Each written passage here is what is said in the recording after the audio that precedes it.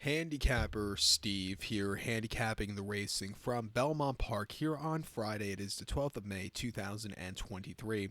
Gonna look at the 8th race from Belmont, but before I get on to that, remember to please follow me on Twitter at Horse Racing Kid 5 for more selections for race courses around the world, and I mean around the world. Let's look at the 8th race from Belmont, which is the Gold Fever Stakes. It's going for a $150,000 purse race for 3-year-olds here. Field of 6 horses going to the main track, the distance of ground of 1,200 meters if you want to go by that, with a distance of ground of 6 furlongs on the Belmont main track. 1,200 meters, 6 furlongs here in the Gold Fever. I guess local prep race for the what do you call that? What's the big race? The Woody Stevens in about a month's time.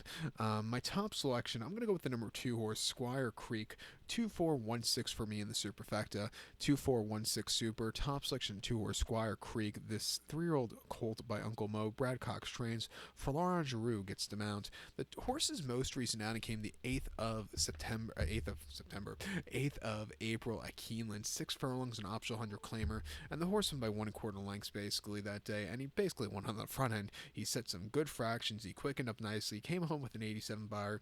Not as good as the race before, but he got the job done. He is facing the toughest horse he's ever facing today, but I think he's the fastest horse in this race, and it wouldn't surprise me if he goes easy in this one.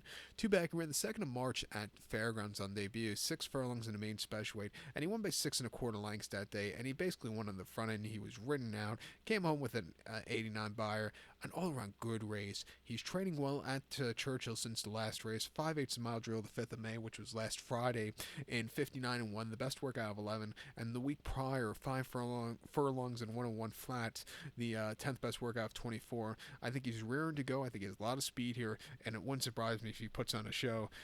If he doesn't, the 4 horse Tusky Airmen are second likeliest winner for John Service and Paco Lopez. Most recently in the Remsen here over at Aqueduct on the slop, mile 8th on the 3rd of December. He finished 3rd by 11 1/4 lengths that day, and he just never really showed up. He wasn't getting the 2 turns against those tough horses going a mile and 8th.